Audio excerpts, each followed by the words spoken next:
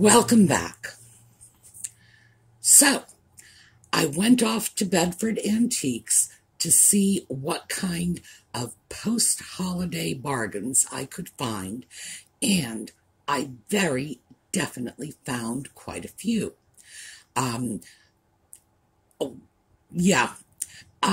This is going to be one of several videos from that shopping trip because I bought a lot. All right, so when we get back, we're going to get right into it.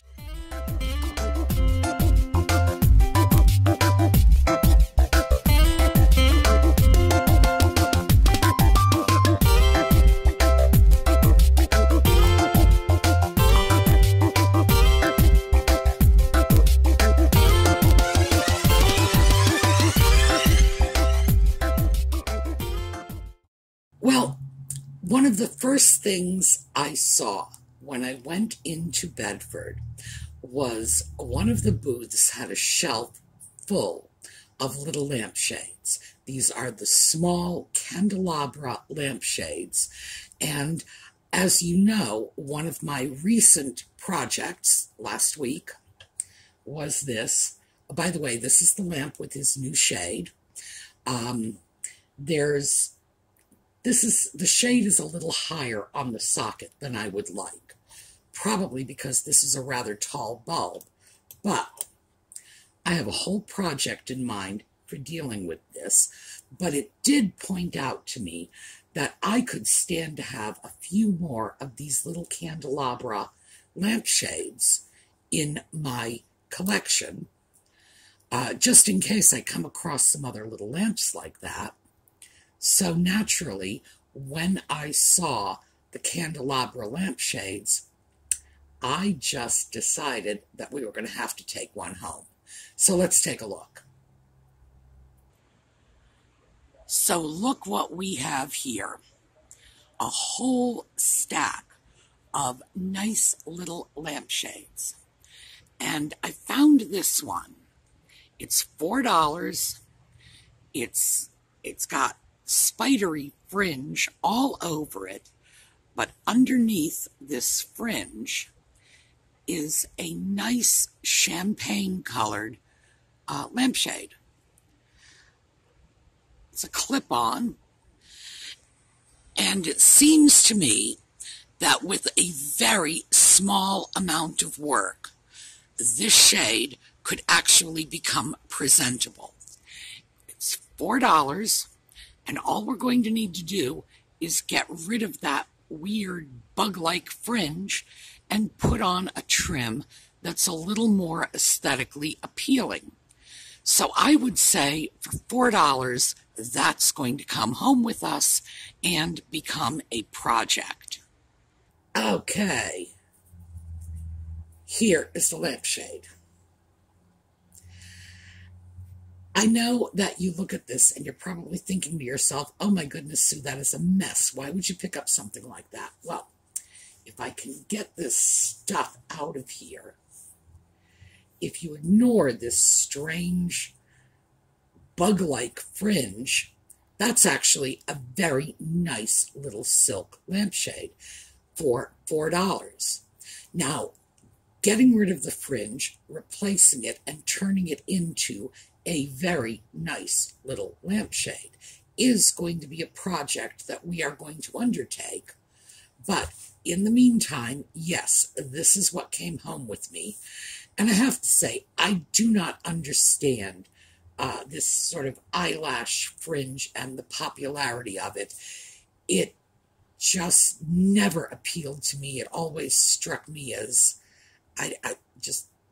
I don't know what it struck me as, but it certainly struck me as something I really did not want in my life.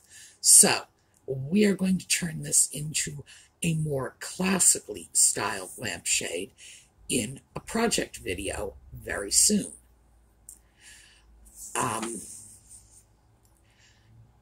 Oh, yes.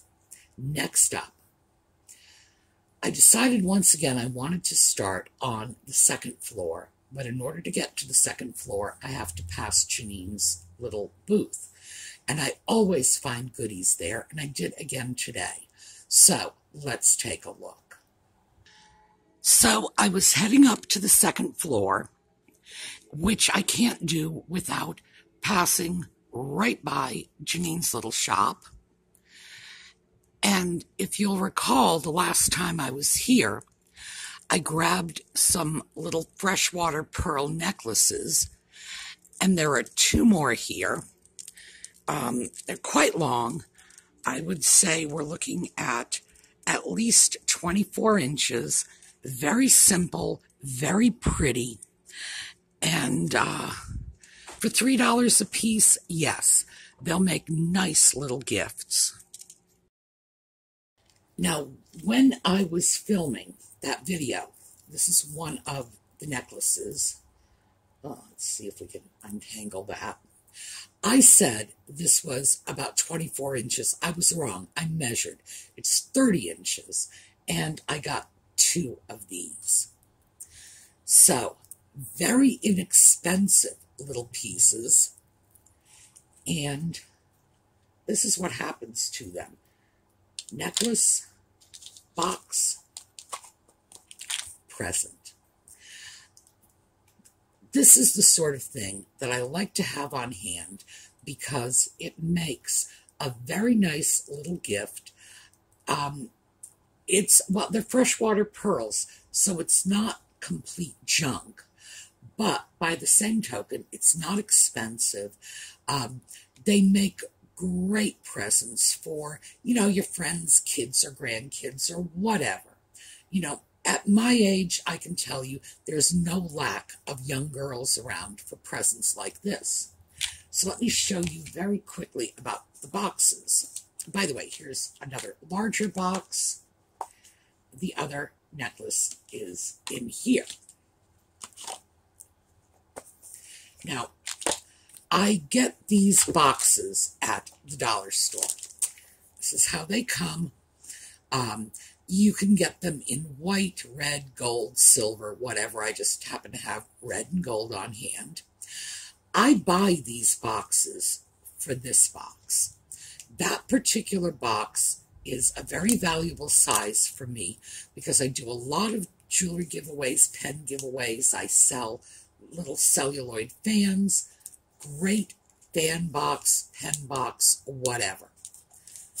And then I get left with a couple of very nicely sized boxes that I use for the jewelry giveaways. The boxes come in packages like that. They're 3 for $1. So overall, what I end up with is very inexpensively some very nice little gifts. It's not likely these are going to make it into my Etsy shop. As I say, they're just going to be gifts. They might end up being giveaways, who knows. But it's not the sort of thing I would put into my shop for sale for a couple of reasons. One, the age of the piece. Etsy requires they be handmade pieces or pre-2000. So it has to be like 20 years old.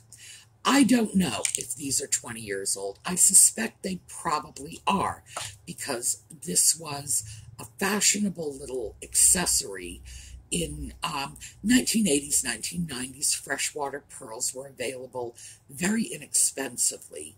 So yes, they might well qualify, but I can't really say for sure. In any event, they're certainly not something that, that I want to throw out there for sale. That's the kind of thing that I grab, I take home for, well, I was going to say take home for me, but not for me, but as quick and easy gifts. So, as I was going upstairs, perhaps you will recall the last time I came downstairs, that hideous doll was waiting for me. Well, take a look at this and you'll see the doll really is out to get me. Remember this? We've seen this one here on the left before. She's now got a whole family with her. Oh my goodness. Yikes, a whole family of them just sitting there being offensive. I don't even know what to say about that. There is part of me that really wants to just pull a Post-it out of my bag and stick a note on that doll for the seller saying, are you really comfortable selling and displaying this sort of thing? But obviously they are, and my note is not going to have any impact. But I am really beginning to think that that hideous little doll has been possessed by some sort of evil spirit, and it's gathering its friends, and one of these days I'm going to be really sorry I went into that store. But that was just my oh eek moment. The dolls are back. When I got up to the second floor, the first thing I saw when you get out of the stairway, and there's an alcove. At one time it had been, I assume, a hallway, because Bedford Antiques is in an old factory building. So there was a hallway. Step out of the hallway and into the large open area where all the booths are. The very first booth I come across, so this is the first thing you see when you walk out there, had a great little bookcase full of depression glass. So let's take a look at that. Well, we made it up to the second floor, and right here we have a whole case full of very pretty depression glass pieces. Depression glass, we should probably talk about this a little. Depression glass at one time was much more valuable than it is now. This piece, which is a covered dish, is going for $30. That's probably about full retail.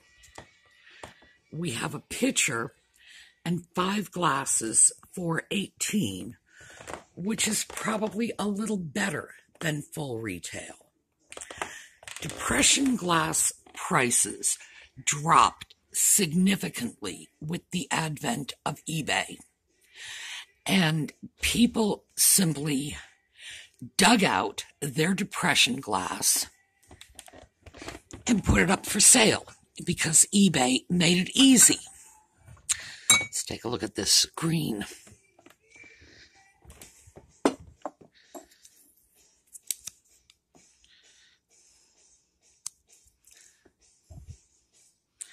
We have a set of 6 of these for $24.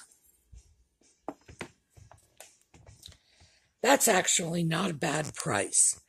And if someone happened to be in the market for 6 depression glass sherbets, especially in green, they might want to take that home with them.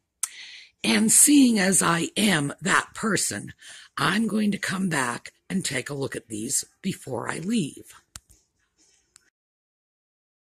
So, depression glass. Now, I think I went over this very briefly in a previous video a week or so ago, maybe a little longer. Depression glass is a kind of pressed glass. It was machine made. It was dirt cheap. They literally gave the stuff away. And this was in the 1930s. The actual dates, the official dates for depression glass manufacture is 1929 to 1939. So the easiest way is to just approximate that and say it's the decade of the 1930s. It was very pretty colored glass with little designs on it molded into the glass, and in this period they would put this is how inexpensive it was to make it. They would put pieces of glass into your laundry soap powder or your oatmeal. like really, I actually read somewhere that it was giveaways in oatmeal, which is terrifying when you consider the uranium content in some of these pieces. It's a wonder our grandparents didn't glow in the dark. Pop it into the box of Quaker Oats or whatever, or the, laundry powder. You'd buy it, and you'd get this piece of glass. And you could collect an entire set of china for free. I mean, literally for free, because they didn't raise the price of the oatmeal or the soap powder or whatever. And they just add in the glassware. It was all over the place. It was, well, I was going to say it was dirt cheap, but it wasn't even. It was free. But it was beautiful. These are lovely, lovely pieces. The patterns, and they say there were over 100 different recognized patterns in depression glass. There were a good 24 companies, major companies, manufacturing it. The colors were green. Green was the most popular and most common color. Green, pink, a sort of amber color, a bright yellow color, and then there were like clear, but also they had ruby reds and like black, just, if you could think of it, depression glass came in that color. And blue was another one that was popular. The most common was green, and then they sort of went down green, pink, I think clear came next, then yellow and blue. And there was a thriving market for depression glass in the last quarter of the 20th century. That market was largely, well, I don't want to say killed, but deflated when eBay came along.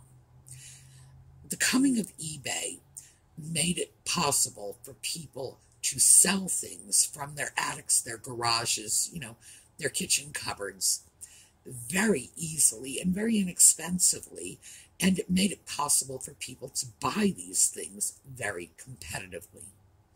So if you collect, say, depression glass in the pink color and the princess pattern, all you have to do is go on eBay and throw, depression glass pink princess in your search engine, and bang, all your choices are there. That significantly lowered the prices. Depression glass right now is at a low price. In some cases, they can barely sell them at all. They're selling for just such low prices. Now, not all depression glass, of course. Some of the patterns are more popular than others, more desirable, more collectible, hence more expensive. But if you collect depression glass, right now is a very good time to start buying. If you want to collect glassware, this is an awfully good type of glassware to get into because it is so inexpensive right now. It is a market that will bounce back. There's no question about that. The pieces right now are getting close to 100 years old. They will eventually, slowly I'm sure, but eventually creep up to the levels they were 20 years ago. 20 years ago, good depression glass was, it was priced at what it was worth. Right now, it's priced below what it's worth. And when I say what it's worth, I'm talking about nice glass that is 90 years old. Now, before we get off depression glass, I want to talk a minute about something called elegant glass. And elegant glass is a type of depression glass. It's all the same, it's all depression glass. But elegant glass was better made. It generally wasn't given away for free in the soap boxes. It was actually sold, which could mean anything, probably for a few pennies. But the execution was better. The seams were not so obvious. They would polish the seams down, and the glass was often thinner, more closely resembled what we would consider good crystal, rather than the machine-made sort of pressed glass that we know as depression glass. So elegant glass is sort of depression glass at a higher level. Those pieces are out there. They are always going to be worth a little more because they stand out as being higher quality. But again, I can't go through depression glass without this caveat. Depression glass, particularly in the greens and yellows, often have a uranium content.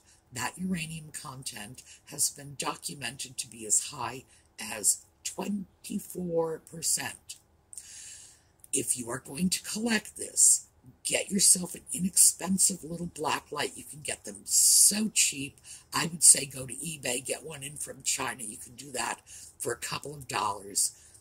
Find out if your depression glass is in fact uranium glass. If it is uranium glass, treat it with respect, because you don't know what that uranium content is. And frankly, at 24%, it's a potential hazard. So I love depression glass. Don't get me wrong. I think it's beautiful. I have it. I use it. But I always take precautions to make sure that I am not serving food out of something that would set off a Geiger counter. So just be smart. Use your common sense. If you're going to keep the stuff, and if it is uranium glass, put it into, like a bookcase like this, something behind a glass door. Try to minimize your exposure. All right, so that's it for depression glass for today. The next thing I found was in one of Paul's little cubbies. So let's take a look. All right, this is Paul's little cubby. This is the case where we found those sweet chocolate pots a few weeks ago. And here's what caught my eye. This is a really beautiful Japanese piece. $18. Well worth it. One of the things that contributes to the value of pieces like this, aside from the aesthetics, is the shape of the piece. A very unusual piece like this is going to command a little more money. Now, what we're looking at here at $18, I think is, it's a little on the high side, but it's an absolute beauty, and I don't want to leave it behind. So I'm going to give it some thought, and I'm almost 100% sure I'm going to come back for it. I did not go back for that dish. I bought a lot. Like I say, you'll see when you see how many videos there are coming out of this shopping trip. I bought a lot. If I bought that piece, I would have been buying it with the thought in mind that I would throw it in my Etsy shop, but that I would have to wait a while for the right buyer to come along, because if I pay $18 for it, my break-even point is going to be somewhere in the range of 20. If I throw in free shipping, it's going to be about 25. And that's break-even. That's, not even 30 cents for the time it took to find it, acquire it, wash it up, clean it, prep it for sale, blah, blah, blah. At that point, I really have to look at whether or not it's worthwhile. Is somebody going to pay $25 for a piece like this? I would say yes, because I would be prepared to pay $18 for it on the theory that it's well worth it. But just in terms of the resale on something like that, yeah, nice piece. Totally worth it. But if I put something like that in my Etsy shop, I have to be prepared to wait for the right buyer. It could sit there gathering dust for 3 months, 6 months, and I have to think that through before I do it. It's a beautiful piece. I expect, if it's there the next time I'm at Bedford, it probably will end up coming home with me, because it is a lovely piece. And as I mentioned when I was making the video, Asian pieces increase in value when they have unusual shapes. A round plate is going to be less valuable than a square plate, or in that case, a plate with a nicely sculpted edge. It's just the way it is. It's what people like. But that is a beautiful plate, heavily gilded. It was decorated on the underside as well.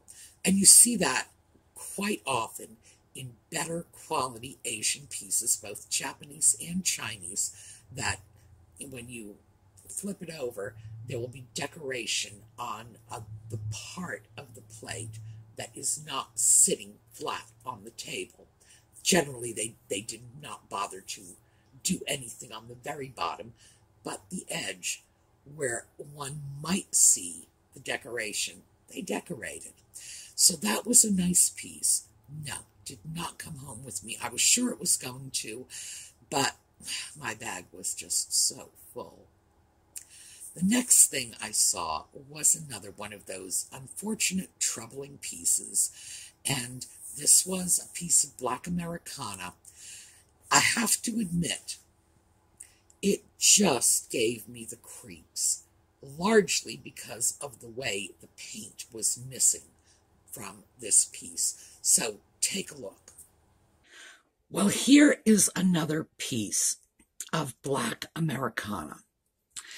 And this one is just a little too creepy for my tastes. It's a boy fishing. It might not be so creepy if the paint wasn't missing in such weird ways, but still, I find the image, generally speaking, offensive. It appears to be solid concrete based on the weight, but it's likely chalkware. And these things were actually popular 70 years ago. Oh, price on this is $20, by the way. Well, pieces like that were very popular. They were sold, people bought them, and they would have, a small child of African descent fishing, and I don't know what was going on in their minds. Yes, I was born in that era, but not being an adult, and being in Boston, I think that had something to do with it. Maybe if I were in some other part of the country, I might be able to relate to that a little better. I have no idea why people found these things so attractive. To me, they are just disparaging an entire race of people, and ew. But they are out there. That piece, I believe I said the selling price was $20. They'll probably find a buyer for it. It's going to need restoration work. Part of the reason I would not get a piece like that is I wouldn't be comfortable restoring it. I'm not comfortable handling those pieces for resale, but they are out there. And here's the thing, I'm seeing more of them lately. I don't know what, if anything, that means. It could just be coincidental, but I am seeing more of them hitting the market. That could mean they are becoming more acceptable, that the fact that they are older and they are now history is making them more palatable to people. Who knows what it means? But I did want you to have a chance to see that, because that was a larger, major piece, very heavy. I would estimate it probably weighed about 10 pounds, which would mean if I were to purchase something like that for resale, I would have to calculate that $20 buying price and then keep in mind that whoever purchased it would have to pay somewhere between $12 and $15 to have it shipped out. And additionally, of course, I would have the burden of restoring it. I could never turn a profit on that piece, even if I were inclined to traffic in pieces like that. So, as I say, we've seen a lot of this. I know it's an emotionally charged issue for some people. People have written in saying, well, it's history. Other people have said, well, it's disgusting. It's out there. It's there. I'm not going to deal with it, but if you go out to thrift stores, to antique stores, to places in order to pick up things for resale, this is the kind of thing you're going to see. Whether or not you want to handle it is entirely up to you.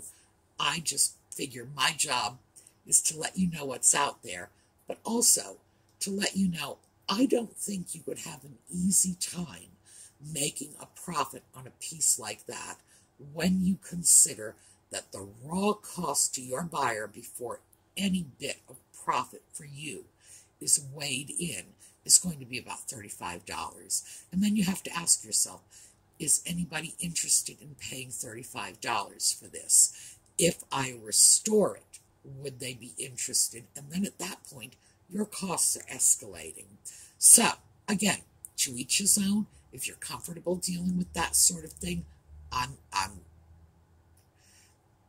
don't know what to say. It's like, that's your choice. I'm not making your choices for you. But I absolutely want to make sure you do know they're out there. Someone clearly feels they are going to get $20 for that piece in its present condition. Who knows? Maybe they will. Could very well be I am walking away from a lucrative market and a lucrative resale opportunity. I'm comfortable doing that, mind you, but throwing it out there. My job is to give you your options. All right, that's about all we have time for today. There's plenty more where this came from. So, have a great day. I will see you tomorrow, and we will do part 2 of the Bedford post-holiday sales.